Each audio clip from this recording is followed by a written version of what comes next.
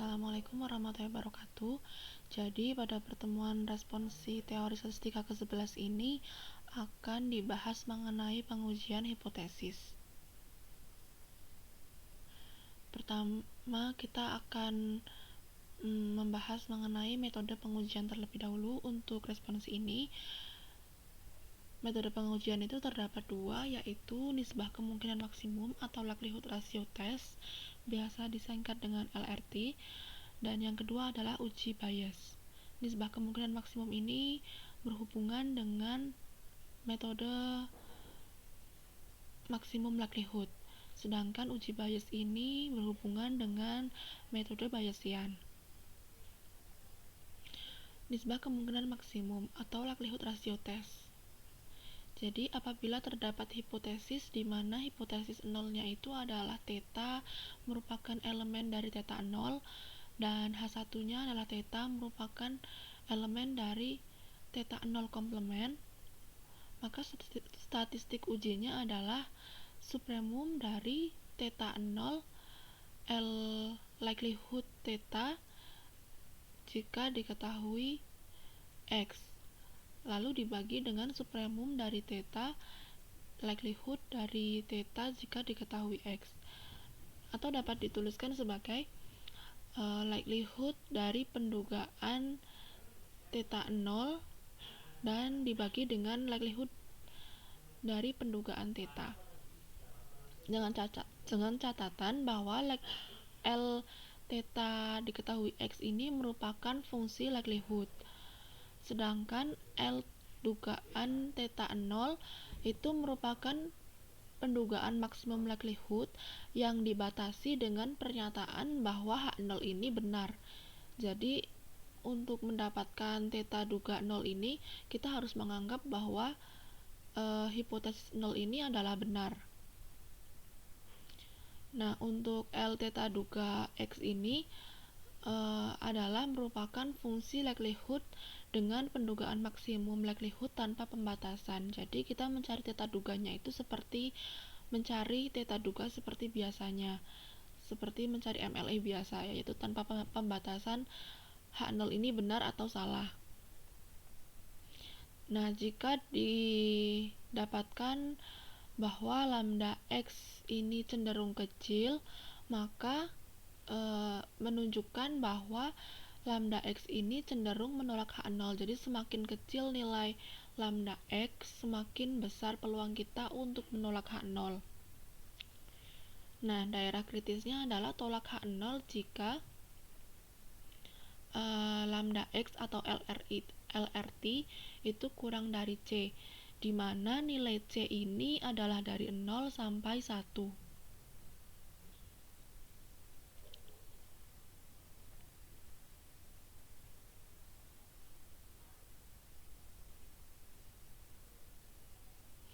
Contohnya, jika diketahui XI itu berdistribusi eksponensial theta dan YJ itu berdistribusi eksponensial mu. Lalu di soalnya disuruh untuk mencari LRT dari hipotesis nolnya itu adalah theta sama dengan mu, dan hipotesis alternatifnya itu adalah theta tidak sama dengan mu. Pertama-tama itu adalah kita harus mencari theta duga dan mu duga tanpa pembatasan, yaitu melalui metode maksimum likelihood. Kita cari theta duga dan mu duganya itu seperti mencari pendugaan dengan MLE biasa yang sudah kita bahas pada materi sebelumnya, yaitu pertama-tama kita cari dulu fungsi likelihoodnya. Nah, setelah itu kita cari fungsi log likelihoodnya. Setelah itu kita turunkan terhadap parameter yang akan dicari, yaitu karena parameter yang akan dicari di sini adalah theta, maka diturunkan terhadap theta. Nah, lalu turunan pertamanya itu kita sama dengan 0.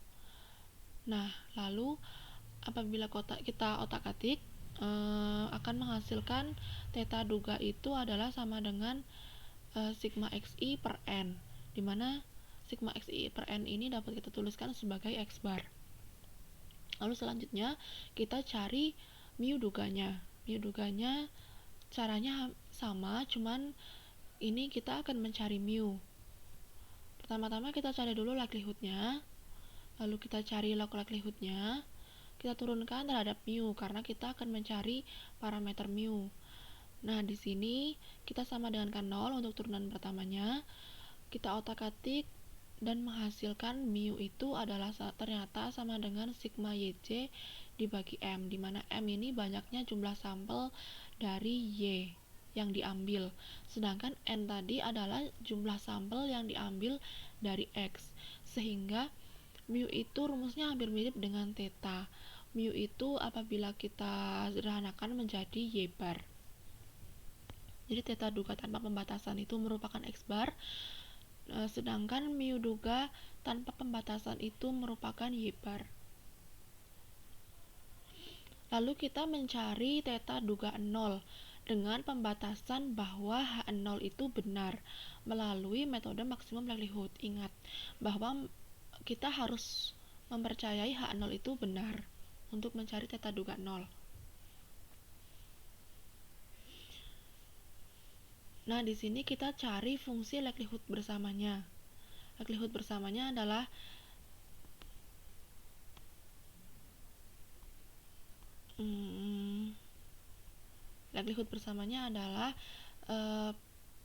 cross product dari I sama dengan 1 sampai N fxi. Nah, di sini adalah cross product dari J dari 1 sampai M fyj. Nah, ini kita kalikan, lalu kita dapatkan adalah sebagai berikut. Setelah itu, karena kita menganggap H0 benar, maka tadi kan H0 itu hipotesisnya adalah theta sama dengan mu, berarti kita anggap H0 itu benar. Maka theta itu kita anggap memang benar-benar sama dengan mu. Sehingga di sini likelihoodnya kita ubah.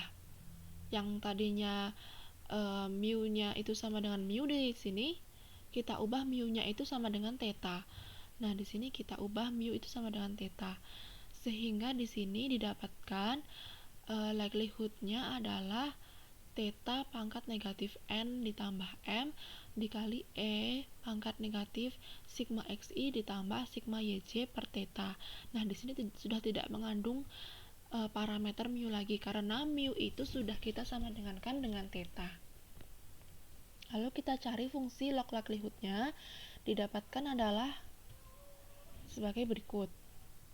Nah, dari sini kita bisa mencari dugaan dari theta 0-nya, yaitu dengan menurunkan fungsi log likelihoodnya itu terhadap theta. Karena yang akan dicari di sini adalah theta 0. Nah, makanya di sini diturunkan terhadap theta. Didapatkan adalah sebagai berikut. Nah, kita sama dengan kan 0.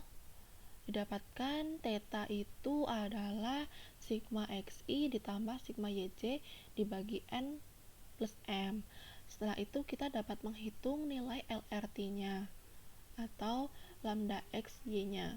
Karena di sini kita melibatkan dua variabel acak yaitu x dan y, sehingga kita tuliskan adalah lambda x, y. Nah, di sini seperti yang sudah dituliskan tadi, rumusnya adalah yang di atas itu merupakan likelihood yang diisi oleh theta duga 0 dengan pembatasan H0 ini benar. Sedangkan yang di bawah likelihood dari theta duga di mana theta duga dan mu duga di mana tidak ada pembatasan H0. Sehingga ini likelihoodnya ini kita masukkan. Yang tadi yang theta sama dengan mu kita masukkan di sini. Sedangkan di sini tidak ada pembatasan sama sekali, sehingga theta memang ditulis theta dan mu memang ditulis mu.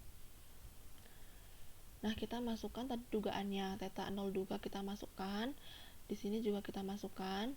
Lalu theta duganya yang tanpa pembatasan, di mana tadi ketemunya adalah x bar, dan mu duga tanpa pembatasan ketemunya y bar, kita masukkan ke dalam rumus yang di bawah ini. Lalu kita sederhanakan, hasilnya adalah menjadi sebagai berikut. Nah, berikut ini adalah LRT-nya. Nah, ini adalah LRT yang sudah disederhanakan. Sehingga LRT-nya itu adalah ternyata sigma X ditambah sigma Y dibagi N plus M dipangkatkan terhadap negatif N ditambah M dibagi X bar pangkat negatif N dikali Y bar pangkat negatif M. Ini merupakan LRT-nya atau statistik ujinya.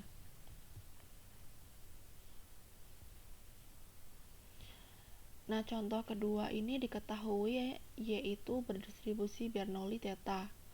Hipotesisnya itu adalah H0 itu theta kurang dari theta 0 dan H1-nya theta itu lebih dari theta 0. Dimana di sini theta 0 itu adalah suatu konstanta ya teman-teman, bukan variabel acak. Jadi nanti diisi oleh suatu angka. Dimana H0 itu adalah theta kurang dari suatu bilangan dan di sini hipotesis alternatifnya adalah theta lebih dari suatu bilangan. Lalu soalnya adalah carilah LRT dari hipotesis tersebut. Pertama-tama kita cari fungsi likelihood-nya. Fungsi likelihood-nya, fungsi masa peluangnya adalah sebagai berikut, di mana y-nya itu adalah bernilai 0 atau 1. Nah, fungsi likelihood-nya adalah sebagai berikut. Lalu kita cari fungsi log likelihood-nya, didapatkan adalah fungsi log likelihood-nya adalah sebagai berikut. Nah, begitu. Selanjutnya kita cari theta duga tanpa batasan dari MLE. Jadi kita cari theta duga ini seperti biasa kita cari dengan metode MLE biasa. Yaitu kita turunkan dulu terhadap theta, didapatkan adalah sebagai berikut ini. Lalu kita sama dengan kan 0. Nah, dari sini kita otak-atik sehingga didapatkan theta itu adalah sigma yi per n, dimana sigma yi per n ini merupakan y bar atau rata-rata. Nah, lalu kita cari theta duga 0. Theta duga 0 ini kita cari dengan menganggap bahwa H0 itu benar. Nah, tadi kan kondisi H0 itu kan tadi adalah theta kurang dari suatu bilangan. Nah, berarti kita anggap bahwa rentang theta itu adalah dari rentang theta itu adalah kurang dari suatu bilangan theta 0 ini.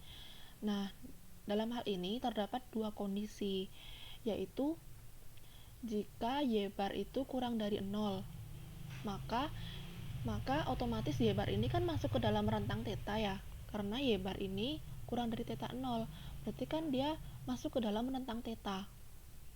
Sehingga bila kita gambarkan itu akan menjadi seperti ini bentuknya, bentuk dari fungsi likelihood-nya.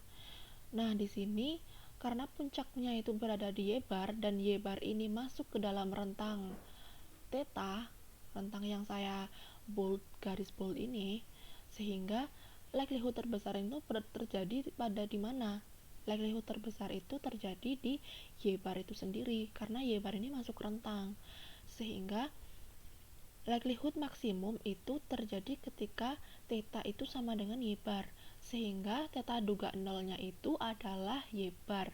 Itu terjadi ketika y bar itu kurang dari theta 0. Nah, kondisi kedua itu jika y bar itu melebihi theta 0, maka y bar ini tidak masuk ke dalam rentang theta.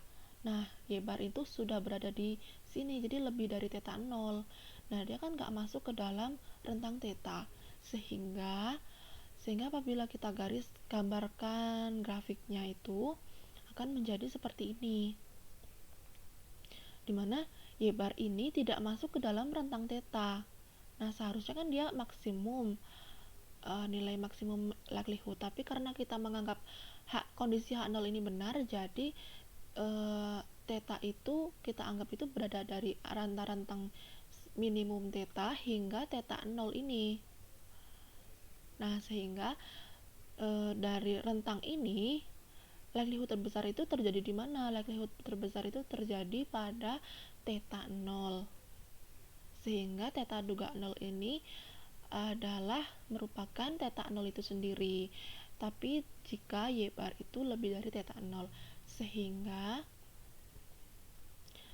untuk mencari LRT juga terdapat dua kondisi, yaitu jika y bar itu kurang dari theta 0. Nah, tadi kita gunakan theta duga 0-nya yang tadi yang merupakan theta 0 duganya itu merupakan y bar itu sendiri. Sehingga apabila theta 0 duganya itu merupakan y bar juga, bawahnya y bar juga, berarti kan sama, berarti bisa kita coret sama dengan 1. Nah, untuk jika y bar itu lebih dari theta 0, maka tadi theta duga 0-nya itu merupakan theta 0 itu sendiri, sehingga LRT-nya adalah sebagai berikut. Sehingga dapat dituliskan bahwa LRT-nya itu 1 jika y bar itu kurang dari theta 0, dan LRT-nya itu merupakan ini jika y bar itu lebih dari theta 0 gitu. Lalu masuk ke uji bias. Nah, di uji bias ini biasanya diketahui di soalnya itu fungsi massa peluang dari X-nya. Lalu kita tahu distribusi prior dari θ-nya. Lalu hipotesisnya.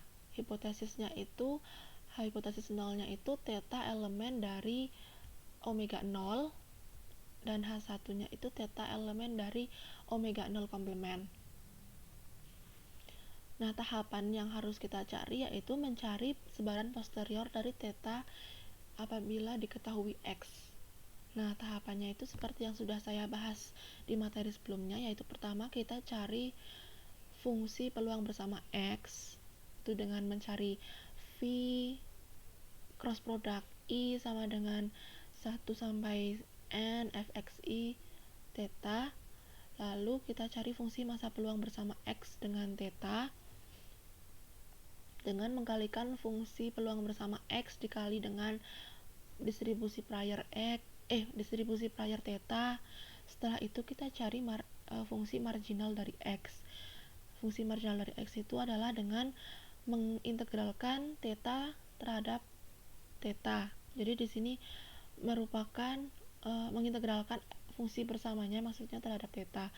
Jadi di sini merupakan batasan θ. Kalau ini kontinu ya θ-nya, tapi kalau θ-nya itu ternyata adalah merupakan bilangan diskrit, bukan kontinu, jadi dipakainya itu adalah sigma θ. Jadi kalau kontinu perlu diingat ya teman-teman, kalau kontinu itu pakainya, kalau θ-nya kontinu, jadi biasanya kontinu itu dilambangkan dengan θ itu dari 0 sampai 1 atau dari min tak hingga sampai tak hingga begitu. Tapi kalau misal diskrit itu pakainya sigma. Jadi θ itu sama dengan 0, 1, 2, 3 dan seterusnya. Seperti itu.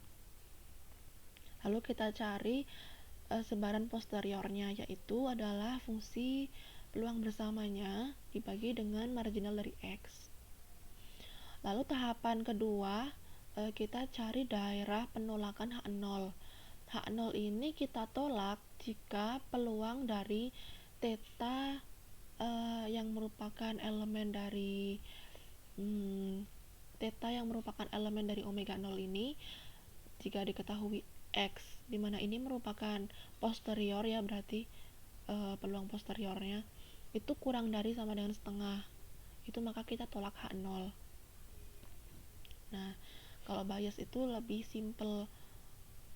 Nah, catatan penting pada ini bisa digunakan nggak cuma di bias, tapi perlu kita perhatikan agar lebih mudah dalam mengintegralkan, yaitu gunakan pendekatan distribusi saat melakukan operasi integral. Di sini perlu, kalau distribusi gamma itu perlu kita lihat bahwa interval dari X-nya itu antara 0 sampai tak hingga di sini ya.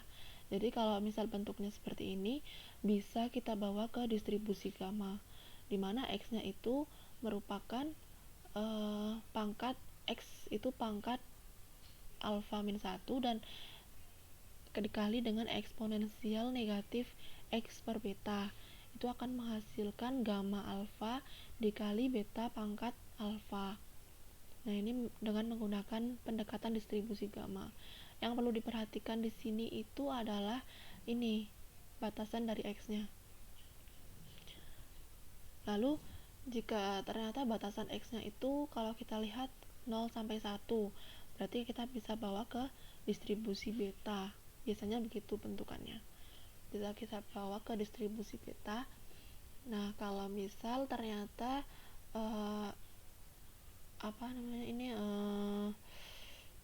interval dari X-nya itu dari min tak hingga sampai tak hingga, itu biasanya kita bisa bawa ke dalam bentuk normal. Tapi bisa jadi bentuknya itu dari 0 sampai tak hingga. Nah, di sini ciri-cirinya itu dia hanya mengandung E pangkat negatif X kuadrat atau E pangkat negatif X min sesuatu kuadrat dibagi ini sigmanya. Nah, ini bisa kita bawa ke distribusi normal juga, karena distribusi normal itu sifatnya yang simetris, sehingga apabila intervalnya itu dari 0 sampai tak hingga, berarti dibagi setengahnya, setengah dari nilai akar 2V kali sigma kuadrat. Nah, gitu. Jadi kita bisa, kalau ada yang integral yang sulit, kita bisa bawa ke pendekatan distribusi.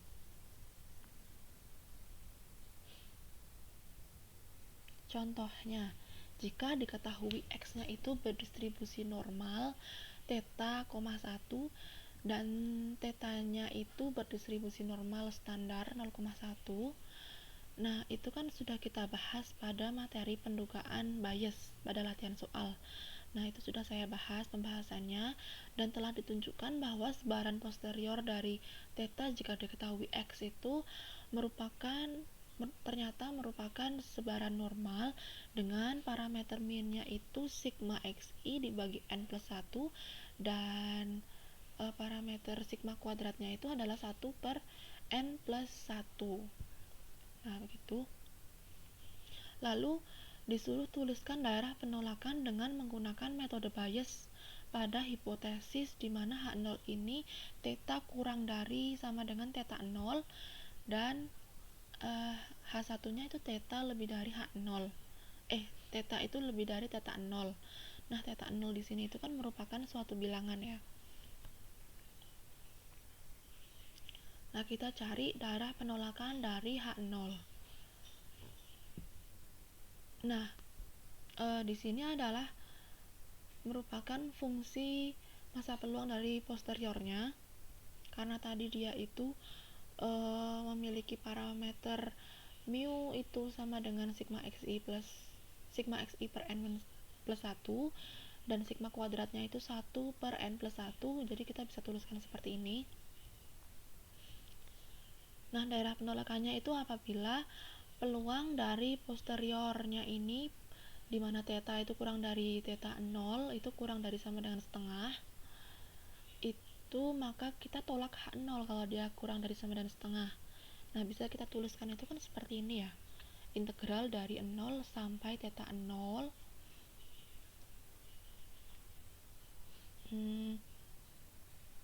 integral dari 0 sampai theta 0 gini, itu kurang dari sama dengan setengah gitu.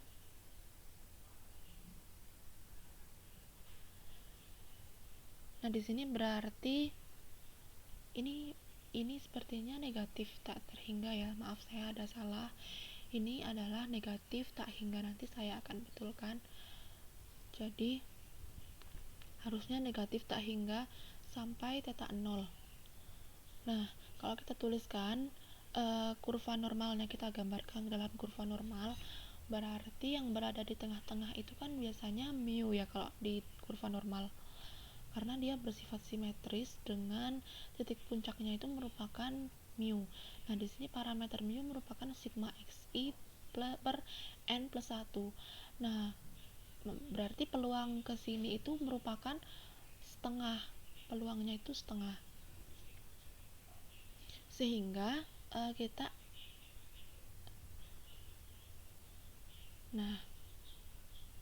sehingga bila theta 0 ini yang merupakan suatu bilangan itu tadi lebih dari lebih dari mu-nya ini, berarti dia berada di sini ya, theta nolnya.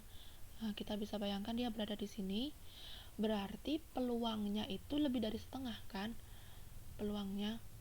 Nah, maka kita tidak menolak H0 bila terjadi hal seperti ini. Namun bila theta nolnya itu kurang dari mu-nya, yaitu berada di sini, misalnya berada di sekitar sini, berarti dia peluangnya itu kurang dari setengah, peluangnya itu kurang dari setengah. Nah, berarti karena peluangnya kurang dari setengah, maka tolak H0, sehingga daerah penolakan dari H0 atau tolak H0 jika theta nolnya ini kurang dari sama dengan sigma xi dibagi dengan n plus theta. Nah, ini merupakan daerah penolakannya. Karena jika theta 0 itu berada di sini, maka otomatis peluangnya itu kurang dari setengah, karena setengah itu berada di sini, peluang setengah. Begitu. Nah, berikut latihan soalnya yang dapat teman-teman kerjakan, berisi LRT dan bias. Ada yang bersifat kontinu, ada yang bersifat diskrit. Silakan dikerjakan untuk menambah wawasan sehingga teman-teman bisa tahu bagaimana cara menyelesaikan persoalan-persoalan ini.